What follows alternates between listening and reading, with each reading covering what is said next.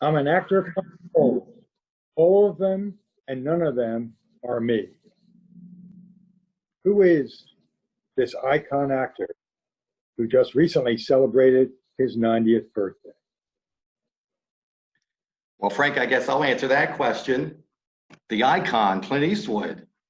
And we should let our listeners know we put together this podcast of sorts because we did have a film festival, so to speak, scheduled for Clint Eastwood in May, where we were going to have 3 consecutive weeks of Clint Eastwood movies, followed by a program to cap it all off. And it's basically Clint Eastwood at 90, and we wanted to make sure to squeeze this program in by the end of 2020. Clint Eastwood is arguably the most enduring individual in Hollywood, whose career has spanned over 65 years. He was a TV actor who wanted to be a movie star, but had an even keener interest in directing. His production company in El Paso has produced all of his American films from 1967 to 2020. Unforgiven won for Best Director and Best Actor in 1992. And one thing we'll talk about is how he's still relevant today. He's had recent films, The Mule in 2018, Richard Jewell. We just got the DVD here at the library this year, and still yet another movie. I think he may be going to trifecta, acting, directing, producing, Crime Macho. So we're looking forward to that. Do you think there's been another Hollywood star or Hollywood figure who's been more enduring, Frank? Absolutely not. He is by far the greatest over the longest period of time. Some of us remember him on TV back in the day on Rawhide when he started out as the co-star in the cowboy movie where they used to herd cattle up and down, back and forth on the plains. And I can remember my older sister always get in the front row to look at Clint. So right away he had that charisma that would later be very advantageous to him. And he was considered a classic heartthrob at the time. I'm sure he had the fan clubs, and we've all seen the 8x10 glossy black and white photos of him with his thick hair. And he also put out a couple of songs. He had some records, so he does have musical talent.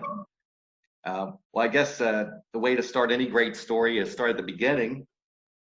Clint Eastwood was born in San Francisco on May 31st, 1930.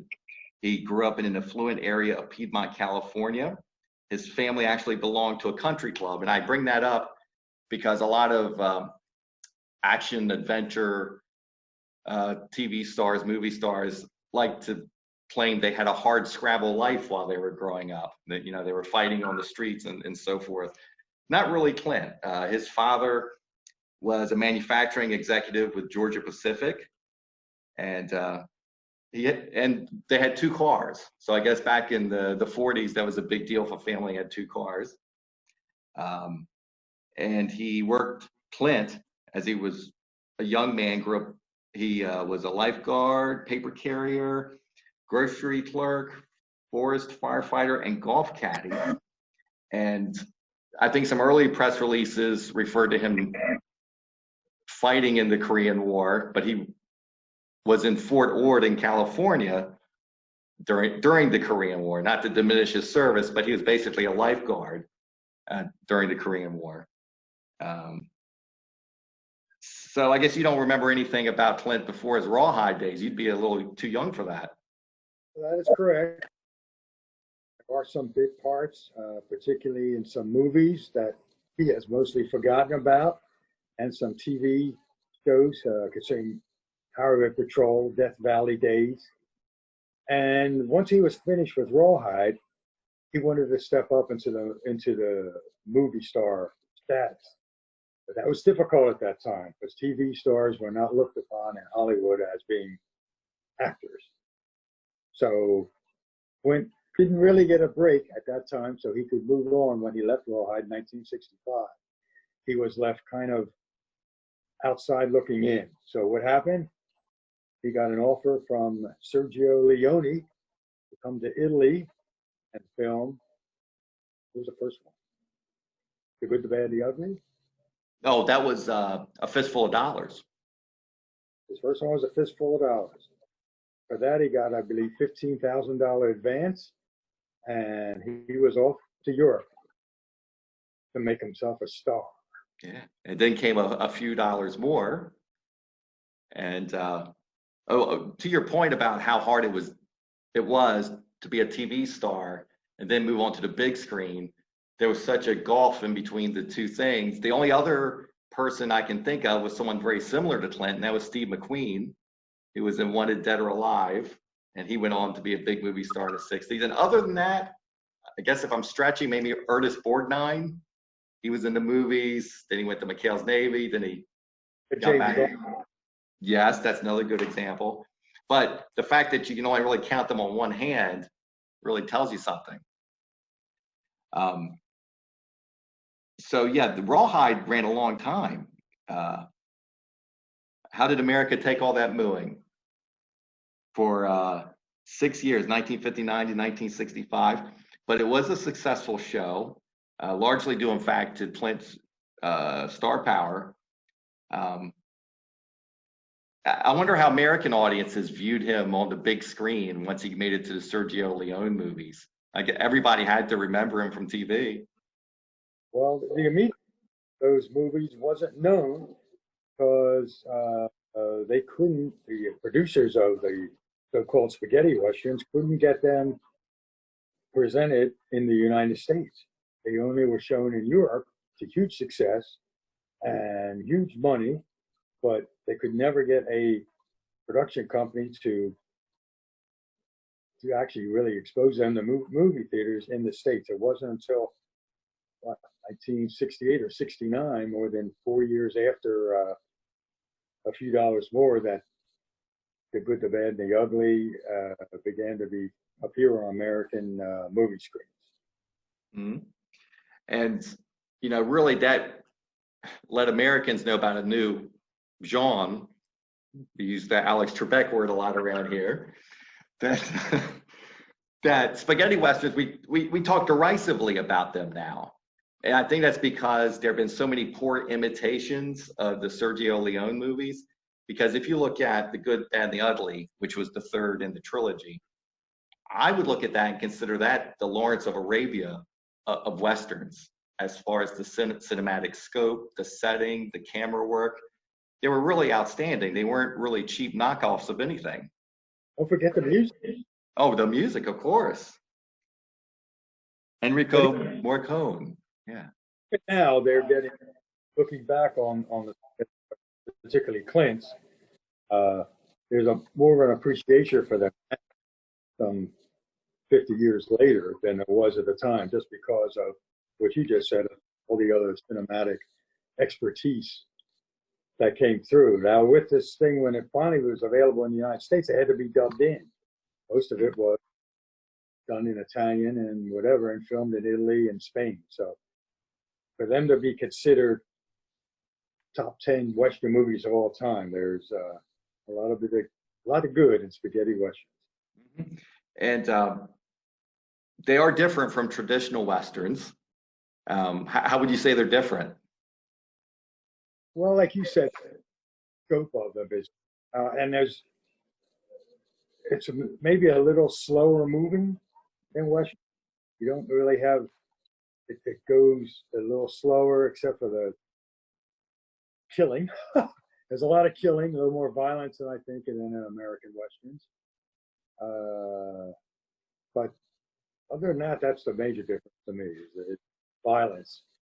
And that violence really had critics flinching in America when they were released here. And I guess you'd have to say they're overall darker than traditional Westerns. The heroes are flawed. And it's not really so much good versus evil, but it's a struggle to survive in a cutthroat world. Like, everybody has to play dirty just to survive. So it's kind of dark in that way. So goodness usually isn't the mission of the hero. It can be a tendency, but that's not their main thrust. In most Westerns, the hero just wants to make things right. White hat.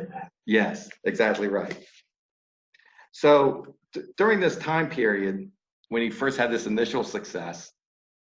Are there any other movies that stand out to you? Like there were other movies in the 70s or even before. I think I have a list here of some of the 60s movies. Well, you had Huff play kind of a loner. He's on the right side of the law. That was out in Arizona, and he had to go to New York to extradite a criminal, which turned out to be the idea for the TV series McCloud with Dennis Weaver. Also, in my own life, I went to see his first directed movie, which was Play Misty for 1971. He took what is now my wife to see the movie.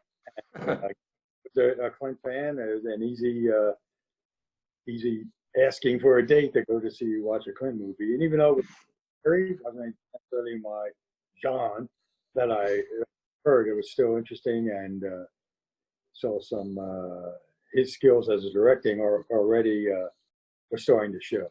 Yeah, and we don't think of Clint as being part of ensemble casts, but there were a couple in the late 60s, I suppose, like Where Eagles Dare, Kelly's Heroes.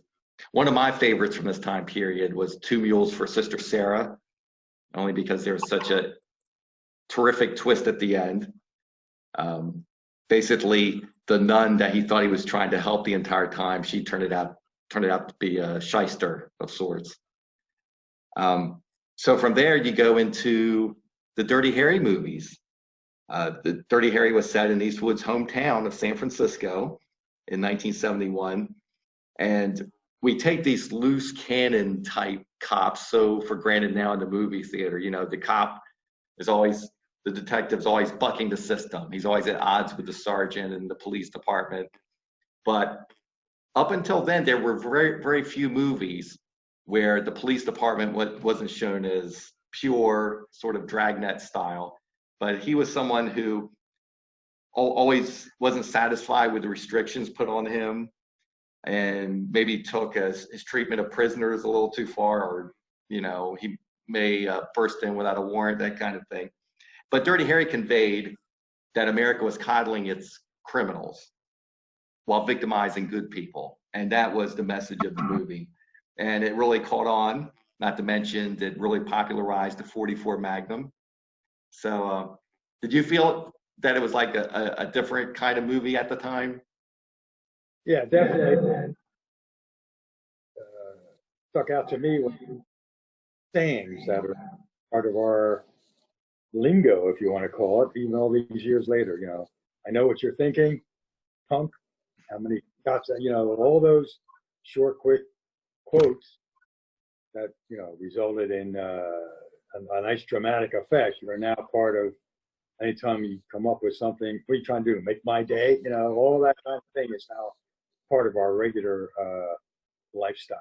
Mm-hmm. And at that time, there was some controversy with the violence again. In this day, I don't know how that would roll, but back then there was even some. But by and large, even if you were going to go with Clint, you really liked it. It just was good stuff. Mm-hmm.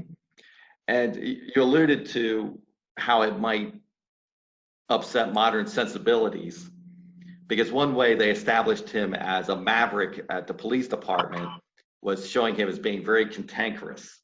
And they conveyed that with Harry using a lot of ethnic slurs, just shooting them out there. And one little piece of trivia I love, for anyone who's a fan of Seinfeld out there, the actor who played Poppy in Seinfeld, Rena Santoni, I believe is his name, he was the sidekick for Dirty Harry in the original Dirty Harry movie. So that's a little bit of trivia. But I think today, that litany of ethnic slurs would just be a turnoff rather than the device they used it for back in the 70s. Now, the follow-up, you know, because Dirty Harry had this charge of being fascistic, I think that was the word used. With Magnum Force, the sequel, they tried to take it in the other direction, or at least rein it in, because Magnum Force refers to a group of renegade cops within the San Francisco Police Department who got sick of seeing criminals get off scot-free. So they took it upon themselves to be judge, jury, and executioner, where they just literally put out hits against various criminals. And then you saw Dirty Harry defend the police department and the rules. And basically he's saying it's not perfect, but if you do away with the system entirely, then you're taking upon yourself to be judge, jury, and executioner, and that's a bad thing. So that was kind of muted the vigilante charge of it. That's true. And as they went on, because they were successful because they made sequels. Although nowadays that's not always true, but back in the 70s it was. So as they went on, they introduced a female partner, which Clint objected to having any kind of female partner up there. But it turned out that what was it now? I can't think of her name. Oh, Tyne Daly from Cagney and Lacey. Yes, she actually worked very well. That film was very actually maybe held up even a little bit better than some of the other sequels, just because it had a little different twist to her, and you could see Clint getting protective of her in some sense, and that kind of worked very well at that time. That's correct. And it was a little bit shorter than the original two movies, the first two movies, which I think helped it. Didn't go quite as long. So at that point, he was a bona fide movie star. And we know about other sequels. They continued, and we'll mention them here just to be completionist about it. You mentioned The Enforcer in 1976. There was also Sudden Impact in 1983, and The Deadpool in 1988. And The Deadpool included two of your favorites, Frank, Liam Neeson and Jim Carrey. Yes. There you go. Also see the evolution out of the 70s. So once you have a whole new, you have Ronald Reagan. So there's definitely that type of thing. The conservative side of things made that Dirty Harry not as, to me, as successful as Percy was in the 70s when he was going against the general flow of the country. He was more in, but that made the movie less effective. Mm-hmm. Yeah, I can see that. And I think it's agreed that with each sequel, it kind of the series weakened, and even Clint Eastwood says they could have probably cut it off after the third one. Right. And then not to say those are bad, but after a while, the genre he created became a standard, and they just seemed like standard loose cannon movies at that point. And one thing I should point out about Magnum Force, 3 future stars were in that movie. 3 of the young police officers were David Soul, who went on to be on Starsky and Hutch, Tim Matheson, and Robert Urich. So quite a star-studded Magnum Force there. Fetcher for hire? Oh, easy. Yeah. Yes. So basically he was a movie star at that point, but the #1 box office star in the world was Burt Reynolds, based on Smokey and the Bandit, came out in 1977. And that gave rise to Smokey and the Bandit 2. And Frank, you and I were discussing earlier, Burt Reynolds had the hottest box office streak of anyone, although Clint Eastwood has proved to be far more enduring. But Clint dabbled in that area as well with 2 movies, Every Which Way But Loose, where he was a trucker, and you may remember this, accompanied by an orangutan named Clyde, and he was always getting into fistfights. It was panned by the critics, but it was Eastwood's most commercially successful movie to date. And there was a sequel in 1980, Any Which Way You Can. It's been a while since I've seen the sequel, but reading some of the reviews, some of the critics actually liked that better because it was funnier than the first one.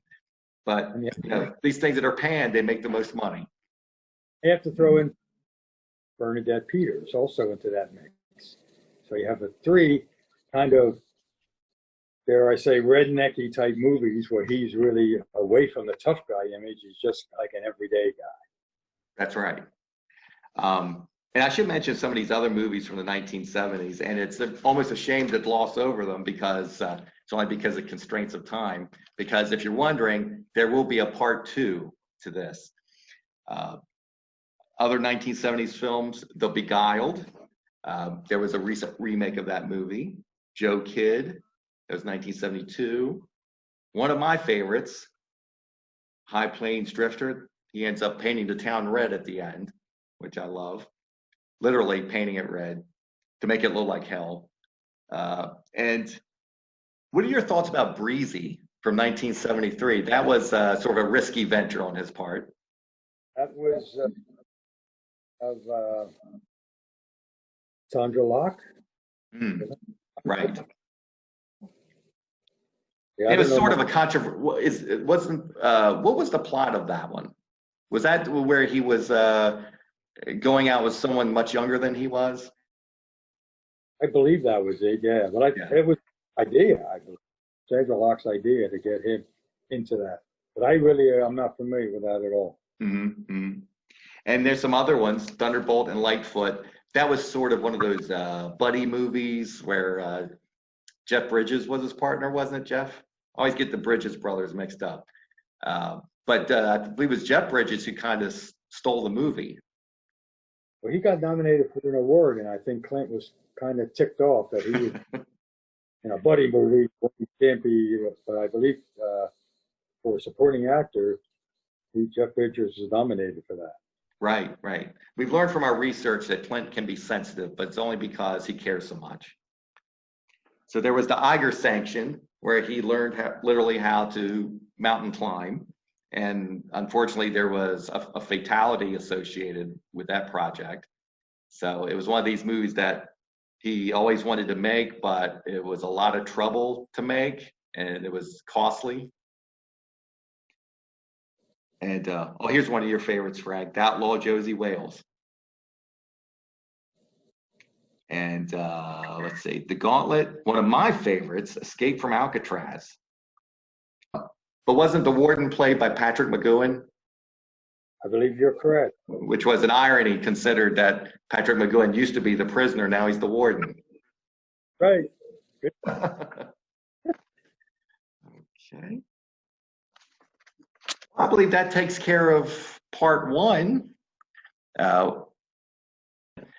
It'll be listed on our calendar events page on worcesterlibrary.org. And we'll see you with part 2 in the near future. Thank you. Good to be back. All right, Frank. We'll saddle up and do it again.